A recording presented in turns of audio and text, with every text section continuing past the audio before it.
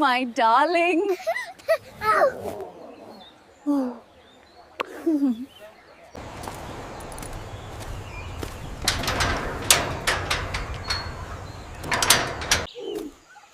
ඔයා බුද්ධිමත් කෙනෙක්.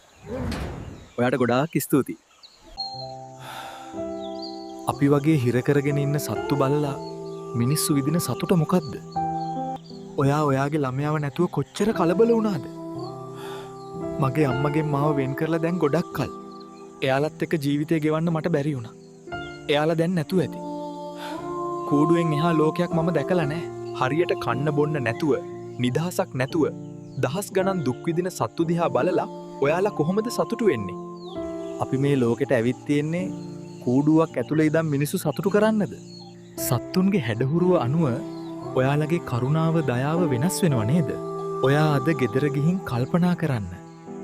ඔයා අද දැකපු සත්තු ගෙවන ජීවිත දිහා. ඔයාගේ ළමයාගේ සතුට වෙනුවෙන් පෙන්නුවේ අපායක් වගේ තැනක් නේද කියලා. මේ සත්තු හැමෝටම කතා කරන්න පුළුවන් වුණොත් උන් කියයි අපිට ඕනා නිදහස් වෙන්න කියලා.